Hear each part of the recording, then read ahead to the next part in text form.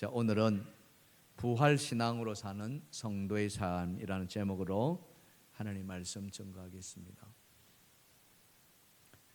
지금은 고인이 되었습니다만 고 김대중 대통령께서 한때 옥중 생활을 하신 적이 있었습니다. 내란 음모 조작 사건에 연루가 되었다 해서 사형 선고를 받고 그렇게 사형수로 이렇게 옥고를 치렀습니다. 옥고를 치른 분들의 이야기를 들어보면은 대부분이 자신의 삶, 자신의 안위는 조금 더 생각하지 않고 거의 다가 바깥에 있는 사람들, 또 가족을 위해서, 또 지인을 위해서 그렇게 마음을 쓴다고 그래요. 그래서 감옥에서 그 마음을 전달할 길이 없으니까 편지로 이렇게 보냈는데 김대중 대통령께서도 이 옥중 편지를 많이 쓰셨습니다.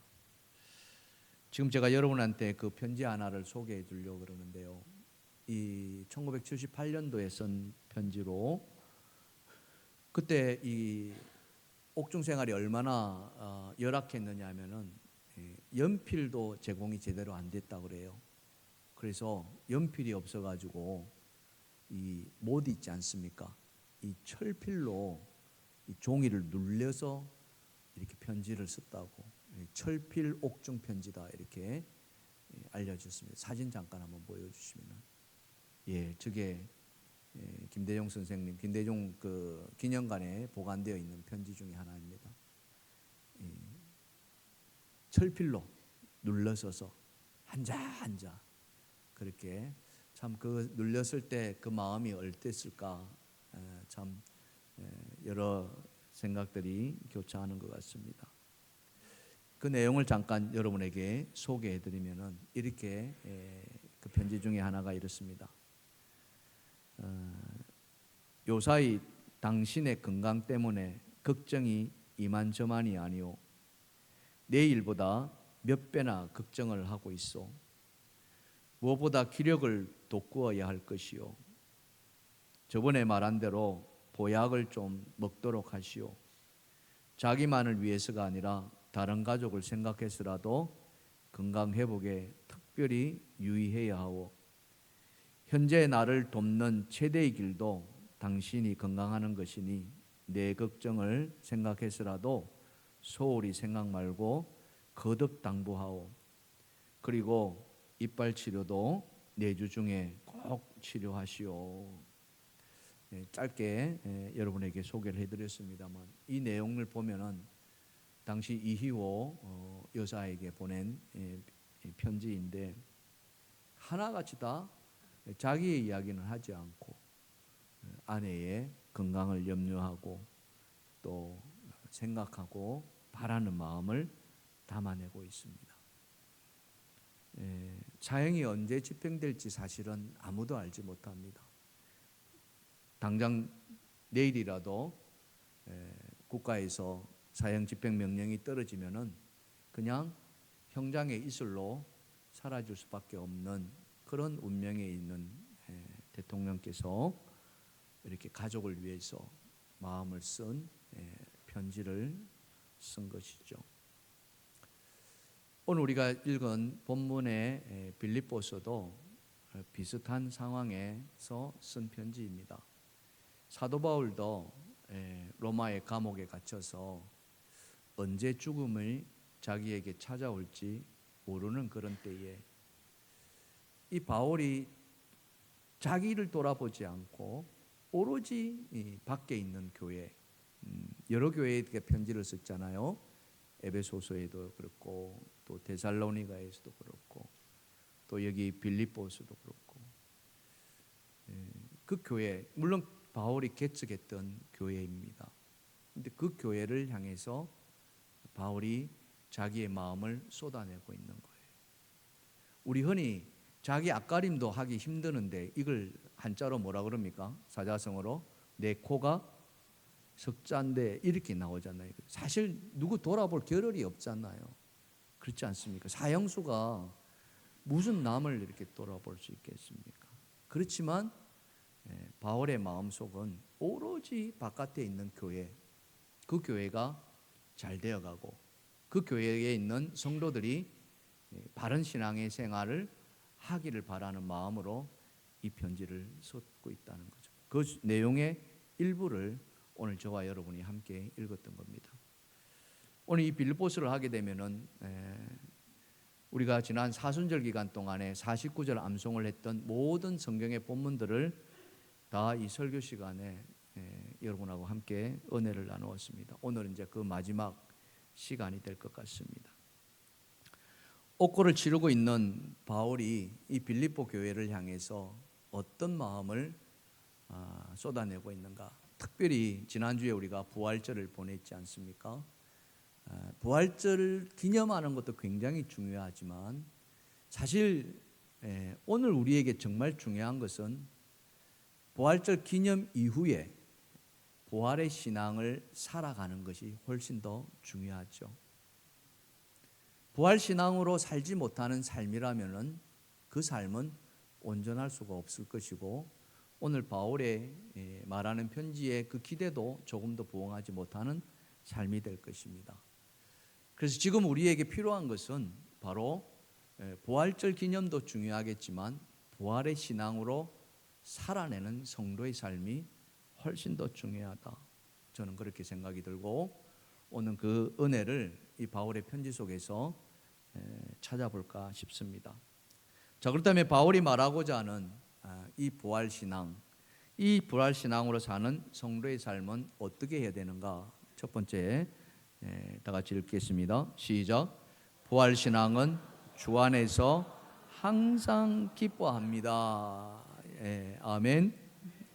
그렇습니다. 바울은 자기의 옥중 생활과는 무관하게 이 빌립보 성도들에게 하고 싶었던 말씀이 뭐냐면은 그것은 바로 주 안에서 항상 기뻐하라, 항상 기뻐하는 삶을 살아라 이렇게 이야기합니다. 자, 오늘 본문 4절에 그 이야기 하지 않습니까? 다 같이 시작. 주 안에서 항상 기뻐하라. 내가 다시 말하노니 기뻐하라. 예. 여러분 기뻐할 일이 있으면은 굳이 말하지 않더라도 기뻐해야 안 해요? 기뻐합니다. 여러분 언제까지 가장 기쁘던가요? 우리 어르신들 언제가 가장 기쁘던가요? 좀 솔직했으면 좋겠는데 자식한테 용돈 많이 받을 때가 아니던가요? 그때는 그죠? 기뻐하지 말라고 해도 다 기뻐해요. 또 자식들이 다 잘 되어 가든지 특히 이제 손주들 두신 분들은 손주들이 그죠? 상장을 받아온다든지 뭐 이러면은 정말 기뻐하겠죠. 그럴 때는 기뻐하지 말라 그래도 다 기뻐합니다. 근데 우리가 인생을 살아와 봤습니다만은 늘 그런 일들만 있는 게 아니시잖아, 그죠? 기뻐하는 일이 있는 반면에 때로는 슬픈 일들도 찾아옵니다. 또 고통스러운 일들도 찾아오죠. 자, 그럴 때 어떻게 기뻐할 수 있는가? 오늘 바울은 그 이야기거든요. 그럴 때라도 기뻐할 수 있어야 된다 이 이야기입니다. 그럼 바울이 말하는 그 기뻐한다는 게 도대체 그냥 좋아서 막 이런 기쁨인가? 그렇게 막 기죽기죽하는 그런 기쁨인가? 한번 우리가 깊이 생각해 봐야 되고 바울이 이렇게 항상 기뻐하라는 말은 이 빌립보 교회만 한 것이 아니라 데살로니가 교회도 같이 말했죠. 우리가 지난번 암송 구절이 데살로니가 5장 16절부터 18절까지 우리가 잘 아는 말씀이죠. 무엇입니까? 항상 기뻐하라, 쉬지 말고 기도하라, 범사에 감사하라. 이것이 그리스도 예수 안에서 너희를 향하신 하나님의 뜻이니라. 아멘. 그죠? 여기도 항상 기뻐하라 이렇게 나와요. 똑같아요.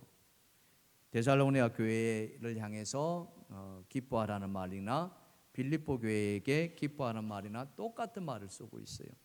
이 기뻐하라는 말은 카이로라고 합니다. 헬라어로 카이로라고 하는데 우리가 이 카이로를 생각하면서 염두에 둘 것은 뭐냐면은 그것은 바로 언제 기뻐하는가 하는 시제와 관련된 부분입니다. 지난 과거를 생각하거나 혹 앞으로 있을 것을 생각하면서 기뻐하라는 것이 아니라 지금 현재, 그것도 한 번으로 끝내는 것이 아니라 계속해서 멈추지 않고 지속적으로 기뻐하라는 거예요. 바울이 항상 기뻐하라는 말은 일시적인 기쁨이 아니라 좋은 일이 생겨가지고 그때 웃는 그런 기쁨이 아니라 지속적인 기쁨, 지속적인. 이것은 다른 말로 표현하면은 자기에게 주어진 상황이 어떠하든지 그 상황에 구애되지 말고, 문제가 있든 없든 상관하지 말고, 좋은 일이든 아니든 상관하지 말고 기뻐하라는 것입니다. 그게 가능할까요? 이러고죠. 여러분, 그게 가능할까요? 여러분 살아오시면서 그게 가능하던가요? 우린 생각하면서 그렇지 않습니다라고 말할 수 있습니다. 가능하지 않습니다. 우리의 삶 속에서는 절대 불가능합니다. 그런데 오늘 바울은 말합니다. 항상 기뻐하라. 어떻게 해요? 그 앞에 말이 참 중요한 말이 있습니다. 그게 뭡니까? 주 안에서. 바로 주 안에서. 주 안에서. 따라합시다. 주 안에서. 주 안에서 항상 기뻐하라. 그렇습니다. 바울이 말하고자 하는 것은 주 안에라면, 주님 안에라면 그게 가능하다는 거죠. 그냥은 안 됩니다. 슬픔 당하고 있는데, 곤란을 겪고 있는데 어떻게 기뻐할 수 있단 말입니까? 이건 안 되는 거죠. 슬픈 일을 당하고 있는데 여러분 기뻐해 보십시오. 사람들이 뭐라 하겠습니까? 정신 나간 사람이라고 이렇게 그렇잖아요. 그게 기쁨이 아니라는 거죠. 바울이 말하는 기쁨은. 그래서 바울은 주 안에서 이야기입니다. 그래서 이것은 다른 말로 표현한다면은 기쁨을 주는 그 권한이라고 하죠. 권한. 그 권한이 바로 예수 그리스도라는 거예요. 그래서 이 예수 그리스도가 그 안에 들어와 있으면은, 아니 우리가 예수 그리스도 안에 있으면은 그 상황이 어떠하든지 간에 그 상황이 나를 지배하지 못하고 예수가 나를 이끌어간다, 이 이야기입니다. 그 이야기를 사도 바울은 자신의 삶으로 이렇게 표현한 것이 사도행전에 나오는 이야기입니다. 사도행전 16장에 보시면은 이 사도 바울이 마게도냐 지방으로 전도 여행을 갔죠. 2차 전도 여행입니다. 그 첫 번째 관문이 바로 빌립보 지역이었습니다. 이 빌립보 지역에 바울이 가서 사람들에게 전도하는 가운데 누구를 만나냐면은 점치는 여종을 만납니다. 이 여종에게 귀신이 들어간 거예요. 그래서 귀신이 점을 치는 거예요. 이걸 신점이라고 표현하잖아요. 이 신점이 용하다고 사람들은 소문이 납니다. 그러면은 여기저기서 사람들이 그 신점을 보러 돈을 들고 줄을 서게 마련입니다. 여종이니까 여종의 주인이 있는 거죠. 그 주인이 이 여종을 통해서 돈을 막 벌고 있는데 바울이 그 모습을 본 거예요. 그래서 그 여인에게 바울이 귀신을 쫓아냅니다. 너무 여종이 불쌍해서. 제정신이 아니거든요. 예수 이름으로 명하노니 귀신아 어떻게 해요? 떠나가라. 나갔어요? 안 나갔어요? 나갔습니다. 귀신이 나가니까 여자가 정신이 드는 거예요. 점을 칩니다. 점이 나와요? 안 나와요? 안 나와. 돈이 돼요? 안 돼요? 돈이 안 돼. 누가 화가 납니까? 주인이 화가 나는 거예요. 그래 주인이 뿔따구가 난 거예요. 그래가지고 이 바울을 고발해 버립니다. 법정에다가 자기 재산을 갈취하는 그런 어떤 아주 흉악범으로 죄를 뒤집어 씌워가지고 바울을 고소해 버리죠. 바울이 묶입니다. 그리고는 거기에서 매질당합니다. 그냥 심판이 아니라 매질당했다라고 성경은 이야기합니다. 이 매질이라는 것은 엄청난 거죠. 우리도 조선시대 때 이 형벌 가운데 곤장이라는 거 있지 않습니까? 사람을 엎어놓고 이렇게 때리는, 그걸 맞고 나면 살점이 다 떨어지고 완전히 그냥 만신창이가 되는 거예요. 바울도 아마 그랬지 않았을까 추측을 해볼 수 있습니다. 그렇게 이제 바울이 매질당하고 그날 밤에 깊은 감옥에 이 철로 된 수갑을 차고서 들어갑니다. 어떻게 했을까요? 그 감옥에서 여러분이 그런 상태라면은, 그 밤에 온몸이 쇠사슬로 묶여 있는 상태라면은 무엇을 할 수 있겠습니까? 성경을 보니 바울과 실라가 그 밤에 하나님을 찬송했더라. 이렇게. 할렐루야. 사도행전 16장 24절과 25절입니다. 그들을 깊은 옥에 가두고 그 발을 착고에 든든히 채웠더니, 다 같이 시작. 한밤중에 바울과 실라가 기도하고 하나님을 찬송하며 죄수들이 듣더라. 예. 여러분, 기도는 할 수 있을 것 같아요. 그죠? 몸이 아무리 망가져도 하나님 죽겠습니다, 살려주십시오, 이거는 할 수 있을 것 같아요. 근데 여러분, 찬송이 나올까요? 한번 생각해 보십시오. 여러분, 아플 때 찬송이 나오던가요? 나오던가요? 힘들죠. 그죠? 찬송 대신에 뭐가 나오던가요? 아이고 고고고고 아이고 고고 곡소리만 나오지 않던가요? 그죠? 사실 아프면 기도도 잘 돼요, 안 돼요? 기도도 잘 안 돼요. 그게 우리 사람의 모습입니다. 근데 지금 매질 당했어요. 공식적인 매질입니다. 엄청난 매질이죠. 채찍질 당한 거예요. 그 야심한 밤에, 깊은 밤에, 깊은 감옥에, 그죠? 이 깊은 감옥이라면은 대개는 지하 감옥을 말합니다. 음심한 감옥. 근데 그 감옥에서 바울과 실라가 기도하고 하나님을 찬송. 이건 엄청난 힘이 아니고서는 자기 힘으로는 도무지 해낼 수가 없는 그런 일들을 하게 되는 거죠. 이렇게 할 수 있었던 것은 무엇 때문에 그렇습니까? 바울 안에 누가 계세요? 예수 그리스도가 바로 주 안에 있기 때문에. 바로 그겁니다. 주님이 바로 기쁨의 권원이기 때문에 그렇습니다. 기쁨의 권원 되시는 주님 안에 우리가 있을 때 어떤 상황이라도 우리는 찬송과 감사를 할 수 있다는 거죠. 여러분, 찬송가 325장에 보면은요, 예수가 함께 하시리라는 찬송이 있어요. 우리는 그냥 이 찬송을 그냥 무심결에 불렀는데 이 가사를 가만히 보면은요, 예수가 함께 계시니 시험이 오나 겁없네. 그다음에 뭐예요? 기쁨의 권원 되시는, 이 기쁨의 권원이라는 말이 등장해요. 기쁨의 권원 되시는 예수를 위해 삽시다.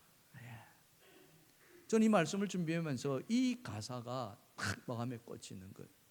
예수가 함께 계시니 시험이 오나 겁없네. 기쁨의 근원 되시는 예수를 위해 삽시다. 아멘. 예수님이 뭐라고요? 기쁨의 근원이시라는 거예요. 이겁니다. 하나님이 기쁨의 근원이시라는 거예요.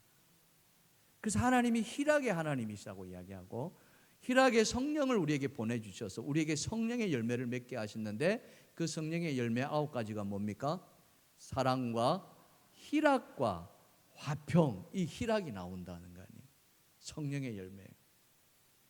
그러면서 하나님이 창조하실 때, 우리가 창세기 1장에 보시면 잘 아시겠습니다. 창조하시고 어떻게 하셨어요? 기뻐하셨어요. 보시기에 좋았더라. 하나님이 표현은 안 돼 있지만 덩실덩실 춤을 추시지 않았을까? 그 모습을 보시면서 가장 기뻐하셨던 그 장면은 언제입니까? 사람을 만드시고, 그죠? 심히 보시기에 좋았더라. 우리 그 하나님의 마음으로 한번 옆에 사람 한번 쳐다보실까요? 심히 좋습니다. 시작. 말씀을 잘 하셔야 될 것 같아요. 말에 어폐가 좀 있어.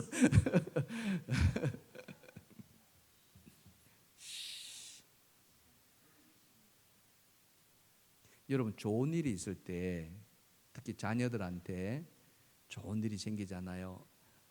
너무 좋다는 표현을 이렇게 해보시면 어떨까요?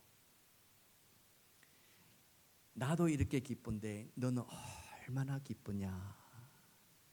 공감이 되십니까? 옆에 사람 쳐다보시고요, 당신을 보니까 나도 이렇게 기쁜데 당신은 얼마나 기쁘십니까? 시작.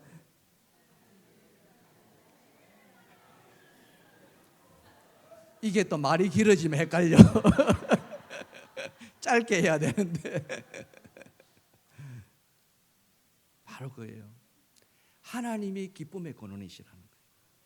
그래서 우리가 예수 안에 있으면은, 주님 안에 있으면은 기쁨이 있든 없든 상관없이 주님 그 자체가 기쁨이시라는 거예요. 할렐루야. 믿으십니까? 그렇다면 여러분, 어떻게 주님 안에 있을 것인가 이거죠.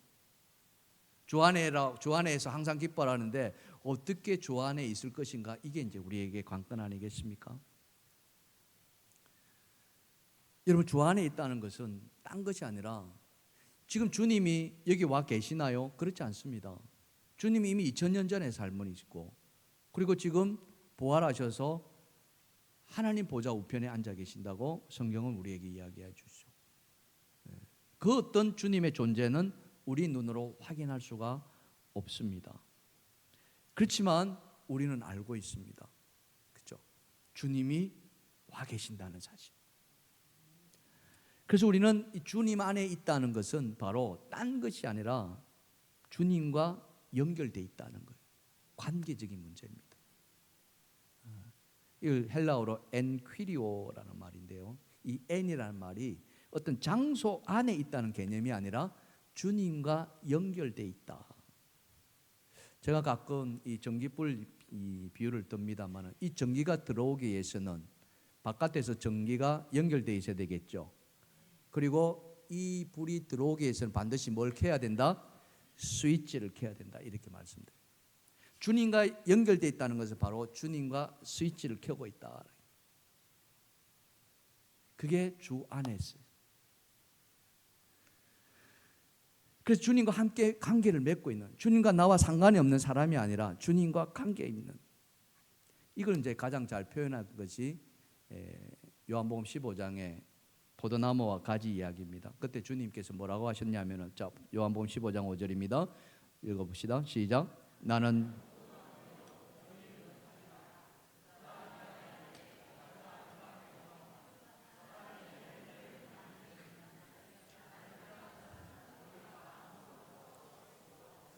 아멘. 아멘. 가지가 어떻게 해요? 주님 포도나무에 붙어 있는 거예요. 주 안에 있다는 것은 주님과 붙어 있다는 거예요. 주님과 관계가 끊어지지 않고 늘 연결되어 있다. 어떻게 연결되어 있을 것인가? 이거 어떻게 주님과 연결될 것인가? 이게 이제 관건이잖아요. 그렇죠? 근데 우리가 너무 감사하게도 하나님 그 연결될 수 있는 길을 열어 주셨어요. 우리가 사순절 49절 암송에 요한복음 1장 1절부터 5절까지 말씀을 암송했지 않았습니까? 그 첫 번째 말씀 중에 뭡니까? 요한복음 1장 1절에 다 같이 시작. 태초에 말씀이 계시니라. 이 말씀이 하나님과 함께 계셨고 이 말씀은 곧 하나님이시라.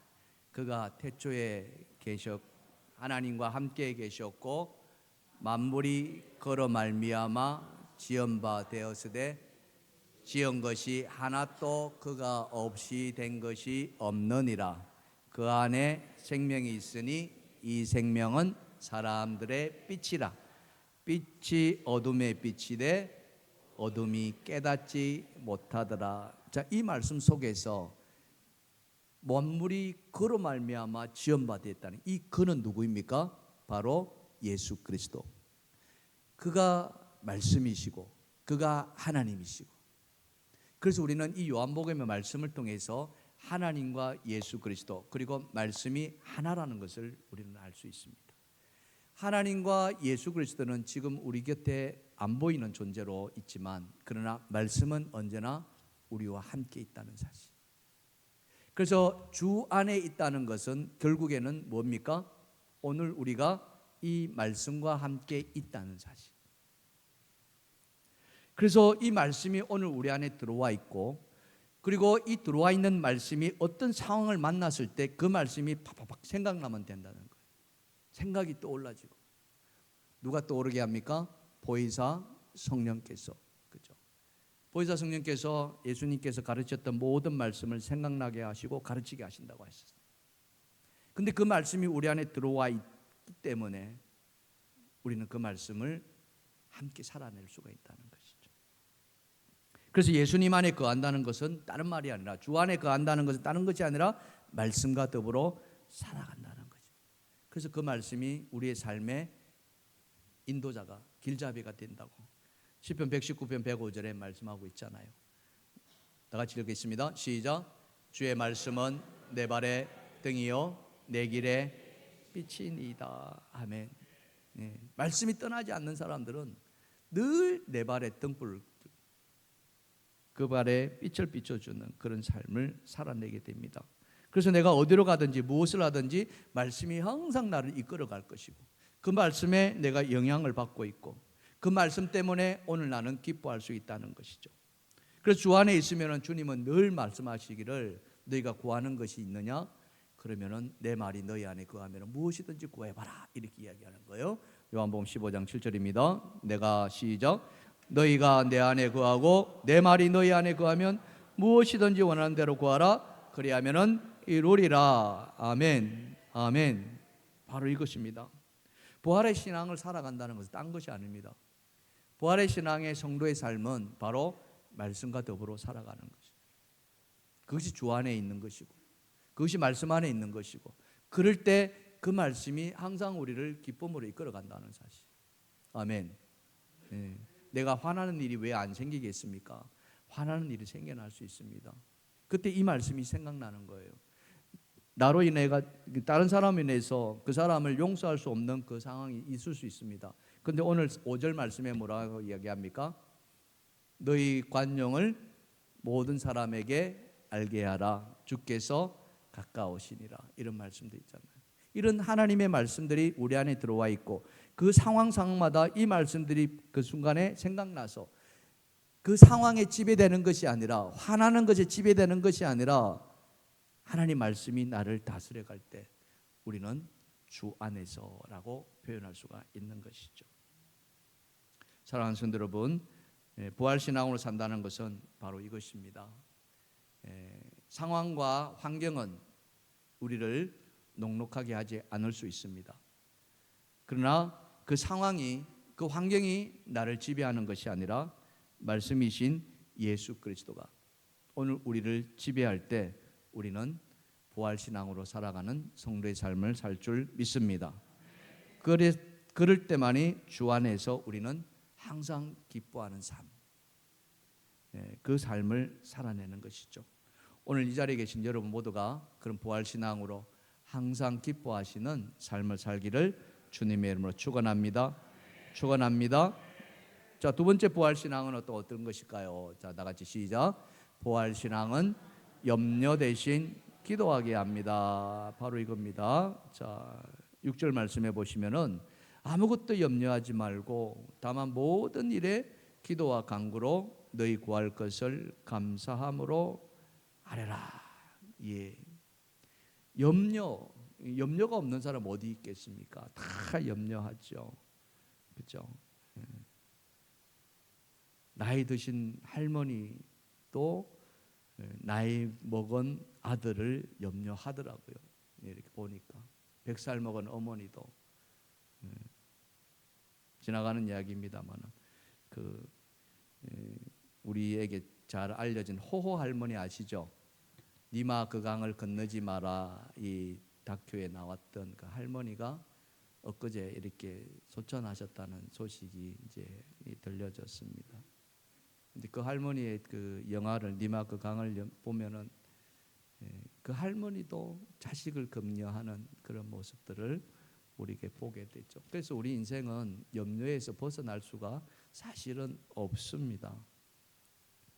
근데 여기서 말하는, 바울이 말하는 염려는 어떤 염려인가? 우리가 하는 그런 염려인가 이거죠. 그 이야기가 아닙니다.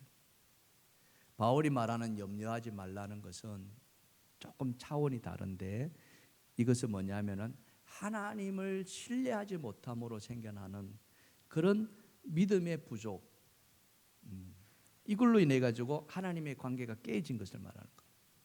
하나님과 또 쪼개진 거예요. 마음이 쪼개진 거예요. 그걸로 생겨나는 근심과 걱정, 이게 염려라는 거예요. 여러분, 예를 들면 농부가 씨를 뿌립니다. 그리고 이렇게 거름도 주고 물을 주고 하죠. 그럼 자라게 하시는 누구십니까? 하나님이시잖아요. 그죠? 내가 자라게 하는 건 아니란 말이에요. 그런데 씨를 뿌리고 물을 주고 이러는데 이 씨 뿌리는 이때 요맘때에 농부가 나중에 가을에 이게 곡식이 열릴까 말까 이거 이제 걱정하고 앉아 있는 거예요. 이거예요. 자라게 하시는 이는 하나님이시다는 걸 믿으면은 나는 뭐만 하면 됩니까? 열심히 씨를 뿌리고 열심히 거름주고 풀 뽑아주고 그렇게 하면 되는 거예요. 아멘. 근데 열매 맺을까 안 맺을까 요거 걱정하고 앉아 있는 거죠. 그런 거예요. 이걸 뭐 때문에 그렇습니까? 하나님을 믿는다고 하지만은 실제로는 뭐예요? 그 믿음이 부족하다는 거죠. 바로 이거. 바울이 그 이야기를 합니다. 야, 이왕 믿을 것 같으면은 그냥 완전히 믿어라 이 말. 제대로 믿어라. 응? 반쪽만 믿지 말고. 그죠? 예수님이 뭐라고 이야기합니까? 공중의 새를 한번 봐봐. 그들은 심지도 않고 거두지도 않지 않냐. 근데 누가 기르신다? 하나님이 기르신다고 말씀하죠. 그 이야기를 하죠. 그래서 모든 미물도 하나님께서 돌보시는데 하물며 너일까 보냐 이렇게 말해요. 그래서 마태복음 6장 31절 32절입니다. 다 같이 시작. 그러므로 염려하여 이르기를 무엇을 먹을까 무엇을 마실까 무엇을 입을까 하지 말라. 이는 다 이방인들이 구하는 것이라. 너희 하늘 아버지께서 이 모든 것이 너희에게 있어야 할 줄 아시느니라. 여기 여러분 왜 이방인들을 예수님이 말씀하셨을까요? 이방인들은 어떤 사람들입니까? 하나님을 안 믿는 사람들이에요. 하나님의 존재를 모르는 사람이고 하나님의 존재를 부정하는 사람들이 믿음이 없는 사람들입니다. 염려라는 것이 바로 그런 거라는 거죠. 믿음이 있는 것 같지만은 하나님 믿는다 하면서도 안 믿는 거예요. 실제로 속으로는 자기가 그냥 걱정하고 염려하고 다 한다는 거죠. 그래서 바울은 빌립보 교인들에게 염려하지 마라. 염려하지 말고 대신 뭐하라? 염려하지 말고 대신 뭐하라? 기도하라 이야기입니다. 너희 구할 것을 하나님께 기도하라. 기도와 간구하라. 염려하는 시간에 뭐하라? 기도하라. 따라합시다. 염려하는 시간에 기도하겠습니다. 아멘. 기도 안 하는 사람들은 그럼 뭐 한다? 기도가 부족하면 염려하고 있다는 거죠. 그래서 우리는 이 찬송 좀 많이 불렀으면 좋겠어요. 기도할 수 있는데.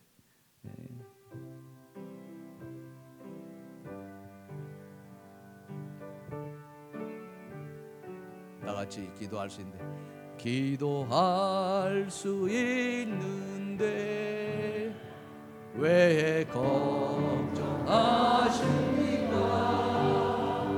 기도하면서 왜 염려하십니까? 기도할 수 있는데 왜 실망하십니까? 기도하면서 왜 완강하십니까?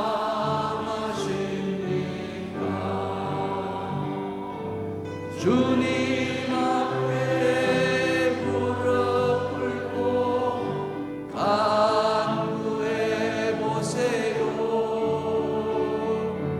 마음을 정결하게 뜻을 다하여 기도할 수 있는데 왜 걱정하십니까?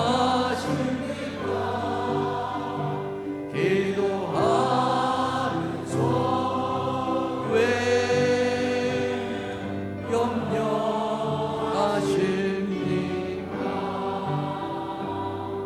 아멘. 사랑하는 성도 여러분, 이제 염려 대신에 기도하는 우리가 되기를 간절히 소망합니다. 그래서 사도 베드로는요, 베드로전서 5장 7절에 너희 염려를 어떻게 해요? 다 주께 맡기라 했어요. 염려를 내가 하는 게 아니라 누구에게? 주께 맡기라는 거예요. 이는 그가 너희를 돌보심이라. 그거예요. 염려가 안 생길 수 없습니다. 염려가 생깁니다. 그러나 그 염려가 생길 때마다 누구에게? 주께. 그게 기도라는 거죠. 주님, 내 염려 가져가십시오. 시골에 할머니가 농사를 짓고서 서울에 있는 아들네 집에 그 농사 지은 것을 사가지고 올라갔대요. 기차를 타고 보따리에 이제 막 이것저것 샀겠죠. 곡식도 사고 팥도 사고 콩도 넣고 거기다가 참기름도 들기름도 이렇게 바리바리 사가지고 머리에 이고, 그래서 열차에 내렸어요. 찾아가려니까 찾아가기 힘들어. 그래서 큰마음 먹고 뭘 탔어요? 택시 탔어요.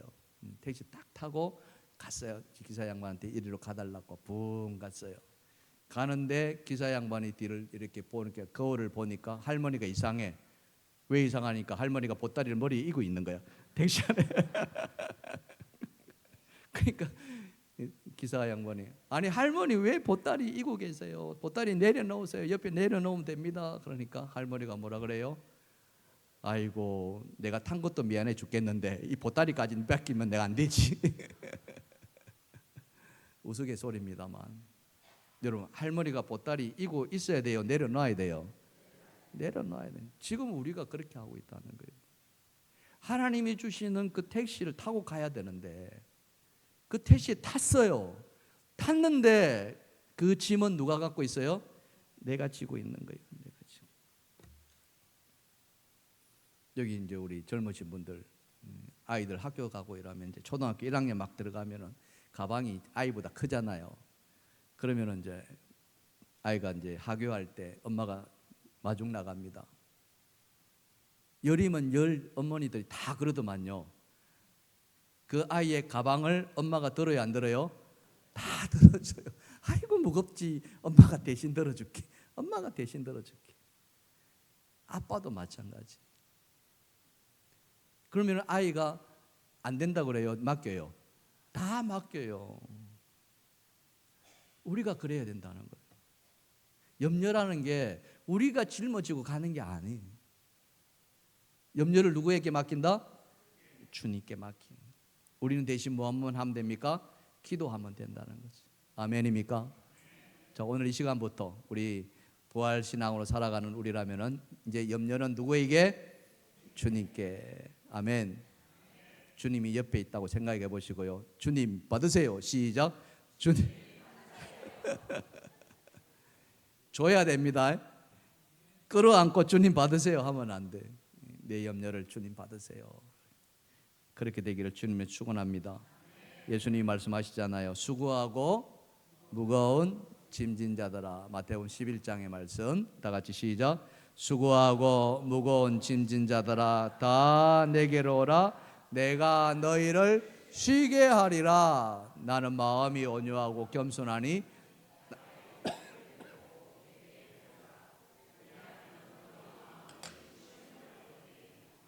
아멘. 주님은 우리가 뭘 하기로 원하십니까? 쉼을 얻기로 원하신다는 거예요. 얼마나 너희가 세상에 힘드냐. 그 힘든 삶을 사는데 너희가 염려까지 끌어안고 있을 수가 있겠냐. 내게 다 줘. 나에게 다 다오. 주님이 그렇게. 좋아요, 안 좋아요? 너무 좋으신 분. 여러분, 그런 주님이 오늘 우리를 찾아오십니다. 오늘 이 자리에 여러분에게 찾아오신 줄 믿습니다. 그 주님께 여러분 염려를 다 맡기시기를 주님을 축원합니다. 축원합니다. 자, 마지막 세 번째 부활신앙 어떤 신앙일까? 다 같이 시작. 부활신앙에는 하나님의 평강이 임합니다. 바로 이겁니다. 자, 오늘 본문 7절입니다. 그리하면은 모든 지각에 뛰어난 하나님의 평강이 그리스도 예수 안에서 너희 마음과 생각을 지키시리라. 예, 바로 이겁니다. 하나님의 평강. 염려 다 맡겼을 때, 그죠? 염려로 인해서 불안감, 염려로 인해서 두려움, 이런 어떤 마음들이 주님이 주시는 평강으로 고요해진다는 거죠. 이 평강이라는 말의 헬라어가 에이레네입니다. 따라합시다. 에이레네. 에이레네. 이 말이 참 예쁜 말이에요. 에이레네. 이 말은 늘 기억해요. 샬롬이라는 말도 참 좋은 말이고 같은 말이에요. 샬롬은 이제 히브리 말이고 에이레는 헬라어인데 우리에게 하나님의 평강이, 이 에이레는 그냥 쉰다는 정도가 아니라 여러분, 이 에이레의 평강은 뭐냐면 하나님 안에서 우리의 영혼이 회복되는 걸 말하는 거예요. 하나님 안에서 뭐가 회복돼요? 우리의 영혼이 쉼을 얻는 거예요. 회복을 얻는 거예요. 마음이 고요해지는 마치 아기가 엄마 품에 안겼을 때 엄마의 심장 소리를 들었을 때 가장 평안함을 느끼잖아요. 그렇죠? 태 10달 동안에 이 태 속에 있으면서 엄마의 심장 소리를 들었잖아요. 사람이라고 다 똑같은 심장 소리가 아니지 않습니까? 엄마의 심장 소리는 기억하고 있는 거예요. 그 엄마의 품 속에 있을 때 아기는 가장 고요해요. 바로 그런 평안, 그게 바로 에이레나입니다. 예수님이 십자가에 돌아갔을 때 누가 가장 힘들었을까요? 제자들이었겠죠. 그렇잖아요. 자기의 모든 삶을 다 예수님에게 걸었습니다. 집도 가족도 다 버리고 3년 동안 예수님을 따라다녔어요. 어쩌면 그들 속에는 예수님을 통해서 출세해보고자 하는 마음들이 있었을 것입니다. 실제로 제베데의 아들 야고보와 요한 같은 경우에는 우리 복음서에도 나와 있지만 주여 영광의 자리에 가거든 하나는 좌편에 하나는 우편에 앉게 달라고, 그죠? 누가 크냐 이렇게 늘 마음을 썼던 제자들이었습니다. 그래서 예수님 때문에 인생 한번 대박 한번 터뜨리고 싶은 그런 마음들이 그들 안에 없다고 말할 수가 없었어요. 그랬던 예수님이 십자가에 죽으신 거죠. 이 제자들은 완전히 멘붕에 빠집니다. 그래서 예수님이 고난당할 때 그들은 다 예수님을 버리고 도망가고, 실제로 예수님이 십자가에 죽었을 때 그 예수님으로 말미암아 이제는 소망이 끊어졌다고 할 수가 있겠죠. 그래서 그들은 예수님의 부활 소식을 들었습니다. 그렇지만 믿지를 않았어요. 예수님이 묻혔던 그 무덤에 직접 가서 예수님의 시신이 없는 것까지도 보았는데 믿지 않았다라고 복음서는 이야기합니다. 그리고는 그날 밤에 그들은 두려움에 떨어서 한 집에 이렇게 모여 있었는데 성경에 보니까 그 집의 문들을 다 잠궜더라 이렇게 해요. 문을 잠궜다가 아니라 문들, 그러니까 바깥문, 안문, 중문 다 잠궜다는 거죠. 그것은 뭐라 의미합니까? 그들이 지금 두려움에 떨고 있다는 것을 보여주고 있는 거죠. 자, 그런 제자들에게 찾아옵니다. 누가 찾아와요? 예수님이 찾아와요. 예수님이 싹 찾아와 가지고 뭐라고 이야기했을까요? 여러분이 예수님이라면은 두려움에 막 떨고 있는 그들에게 찾아왔을 때 뭐라고 이야기했을까요? 대단히 성경적이십니다. 대단히 인간적인 모습이라면 제자들한테 짜잔! 얘들아, 내가 왔다. 내가 살아났어. 얘들아, 걱정됐지? 내가 왔다니까. 이러지 않았을까요? 근데 그 마음을 예수님은 이 에이레네로 표현하셨어요. 너희에게 평강이 있을지어다. 요한복음 20장 19절입니다. 다 같이 시작. 이날 곧 안식 후 첫날 저녁 때에 제자들이 유대인들을 두려워하여 모인 곳에 문들을 닫았더니 예수께서 오사 가운데 서서 이르시되 너희에게 평강이 있을지어다. 예, 평강. 아까도 말씀드렸습니다만은 이 평강은 하나님과 함께 있을 때 찾아. 아기가 엄마의 품에 그 심장 소리를 들을 때 찾아오는 평안처럼 하나님이 우리 안에 들어왔다는 것이 확인될 때, 하나님의 그 임재가 확인될 때 찾아오는 결과, 그게 바로 하나님의 에이레네입니다. 여러분 다윗을 보면은 다윗이 얼마나 위대한 왕입니까? 그렇죠? 이스라엘을 통일하고 수많은 나라들을 정벌하고 그들 나라로부터 조공을 받고 가장 강력한 나라가 됐던 다윗 왕이었습니다. 하지만 그렇게 되기까지 다윗은 숱한 고난의 길을 가지 않습니까? 심지어는 이 사울 왕의 쫓겨을 당할 때에 어디까지 도망갔습니까? 이 블레셋 땅까지 도망갔어요. 원수, 블레셋과는 늘 원수였잖아요. 그 블레셋 과당 앞에 가서 제 발로 찾아간 거예요. 살렸고. 그래서 이 블레셋 신하들이 다윗을 보고서 다윗이 왔다, 화근을 없애야 된다. 그래서 다윗을 죽이려고 했습니다. 없애달라고. 근데 가드왕이 뭐라 그랬습니까? 죽이라 그랬습니까? 아닙니다. 죽이지 마. 죽일 필요 없어. 죽일 필요 없어. 왜요? 다윗이 뭐 하고 있었어요? 미친 척하고 있었거든. 정신 나간 척을 했는데 침을 질질 흘리면서. 여러분 침만 흘렸겠습니까? 예. 다윗이 막 그냥 머리를 산발하고 옷은 막 다 찢어버리고 말 그대로 미친 사람 행세를 한 거죠. 왜 그랬습니까? 왜요? 살고 싶어서. 가장 인간의 본능, 죽고 싶지 않은 거예요. 살고 싶어서. 왜? 사울 왕은 수백 명의 군사들을 이끌고 이 다윗을 붙잡으려고. 근데 그것을 다윗이 뭐라고 표현했냐면은 시편 23편에 뭐라고 그랬어요? 사망의 엄침한 골짜기, 이렇게 표현했어요. 그 사망한 엄침한 골짜기에 다윗이 쫄았습니까? 쫄지 않았어요. 이겁니다. 어떻게 쫄지 않았습니까? 성경을 보니까 뭐라고 되어 있습니까? 내가 사망의 엄침한 골짜기를 다닐지라도 해를 두려워하지 않을 것은 뭐예요? 주께서 나와 함께 하심이라. 아멘. 아멘. 주님이 나와 함께 하신다. 오늘 이 자리에 여러분들 안에 주님이 찾아오신 줄 믿습니다. 아멘.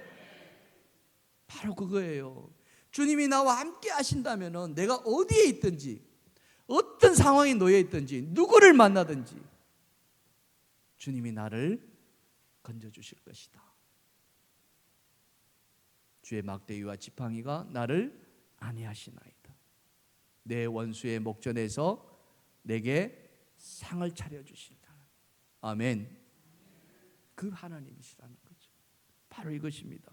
이게 무엇입니까? 바로 하나님의 에이레네, 평강이라는 거죠. 주님이 나와 함께 하실 때 찾아오는 그 평강, 여러분 이것을 누리는 삶이 바로 부활의 신앙을 삶을 살아가는 성도라는 거예요. 예수의 부활이 우리로 하여금 소망을 안겨다 주는데 그 소망을 안고 살아가는 사람들이 맨날 앉아서 염려 때문에 바들바들 떨고 있단다면 그 부활의 신앙은 무엇이냐 이거죠.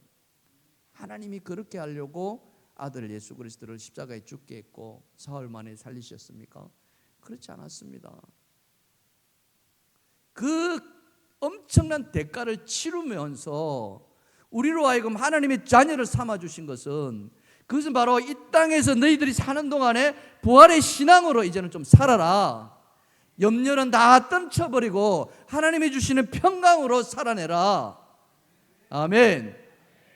재산이 많고 없고가 문제가 아니라, 일이 잘 되고 안 되고가 문제가 아니라 내 안에 항상 하나님이 함께 계십니다. 주님이 나와 함께 하십니다. 그 주님이 오늘도 나를 평강으로 이끌어 가십니다. 아멘입니까? 이거예요. 이게 부활신앙으로 살아가는 것. 여러분 부활절 지났다고 해서 그게 끝난 게 아니에요. 이제 그 부활신앙으로 우리가 남머진 이 시간들을 보낼 줄 알아야 되는 거죠. 여러분 그렇게 되기를 간절히 축원합니다. 축원합니다. 그래서 부활신앙으로 살아간 사람, 오늘 바울이 이야기하는 거, 부활신앙으로 살아간 사람 주 안에서 항상 기뻐하십시오. 부활신앙으로 살아간 사람들 이제 더 이상 염려하지 마십시오. 염려한 대신에 기도하십시오. 그래야 할 때 우리 하나님이 평강을 주실 것입니다. 아멘. 어렵지 않습니다. 여러분, 내 짐을 그냥 주께 맡기십시오. 주님 받으십시오. 주신다고 하지 않았습니까? 그렇게 살아가시기를. 오늘 이 자리에 계신 여러분 모두가 그런 부활신앙의 주인공이 될 줄 믿습니다. 자, 그런 주인공이라면 오늘 저를 따라 한번 해보겠습니다. 자, 저를 따라 해보시다. 부활을 믿는 나는, 더 크게, 부활을 믿는 나는 기쁨의 삶을 살겠습니다. 기도하는 삶을 살겠습니다. 하나님의 평강을 누리며 살겠습니다. 아멘. 아멘. 이 한 주간 이 삶을 살기를 주님의 축원합니다. 축원합니다. 찬양하겠습니다.